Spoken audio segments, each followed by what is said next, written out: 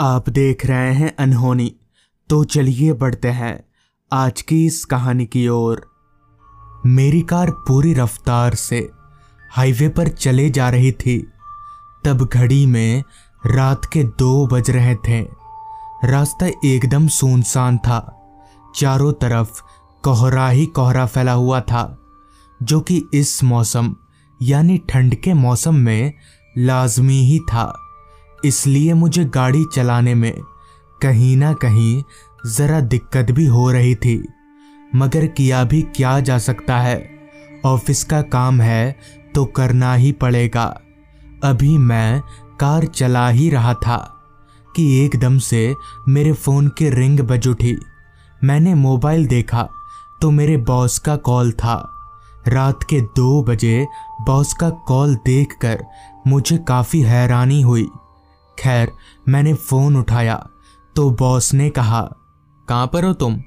इस पर मैंने कहा, जी बॉस, अभी तो सिमलगढ़ हाईवे पर हूँ। पर आपने इतनी रात में फ़ोन क्यों किया?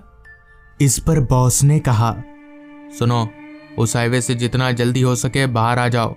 हाईवे ठीक नहीं है, इसलिए मैंने तुम्हें फ़ोन किया। मैंने कहा था तुमको कल सुबह निकलना। इस पर मैंने बॉस से कहा, सर कल मुझे कुछ काम है शाम को, और वैसे भी मैं इन सारी बातों पर विश्वास नहीं करता। इतना कहकर मैंने फ़ोन कट कर दिया। हालांकि मैं भूत प्रेत जैसी चीज़ों पर यकीन नहीं करता था, मगर ऐसे रास्ते पर चोर डकैत तो होते ही हैं, जिस वजह से मैंने कार की रफ्तार को और भी तेज कर दिया। रात हर पल गहराती जा रही थी। अभी मैं कार चला ही रहा था कि तभी रास्ते के एक किनारे पर मुझे सामने की तरफ कोई औरत चलती हुई दिखी। उस औरत के दाहिने हाथ में एक झोला था।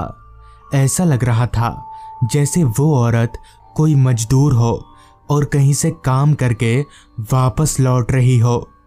उस वक्त पता नहीं मेरे दिमाग में क्या आया, जो मैंने गाड़ी को ठीक उस औरत के पास ले जाकर रोक दिया और उस औरत को बोला, कहीं जाना है आपको? मैं छोड़ दूं?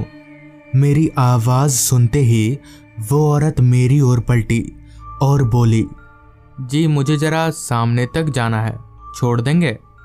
मैंने अपना सिर हाँ में हिलाया।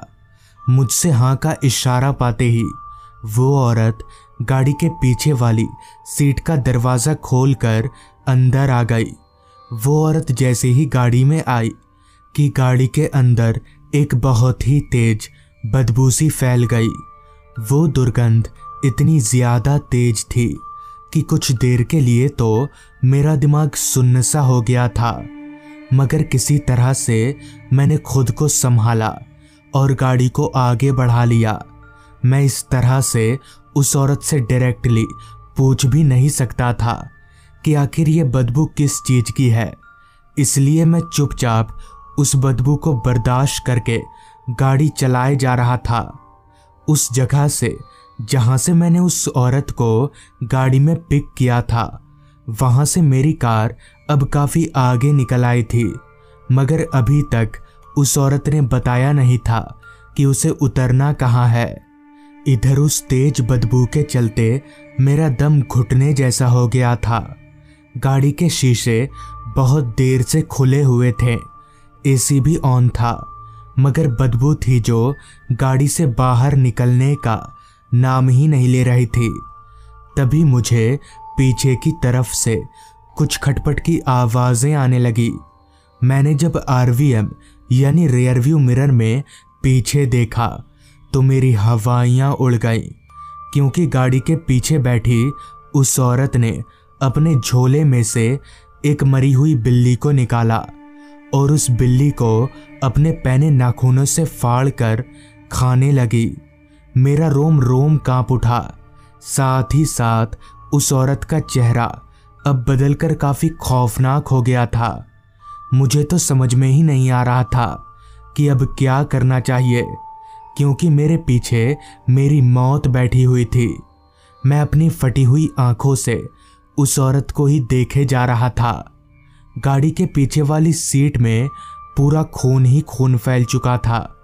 बहुत सोचने के बाद भी कुछ ना सूझने पर मैंने जोर जोर से हनुमान चालीसा पढ़ना शुरू कर दिया, जिसके पढ़ते ही वो औरत छटपटाने लगी और हवा में धुआं हो गई। उस रात मेरी जान तो बच गई, मगर आज तक ये समझ नहीं आया कि वो औरत थी कौन। तो दोस्तों, ये थी आज की कहानी।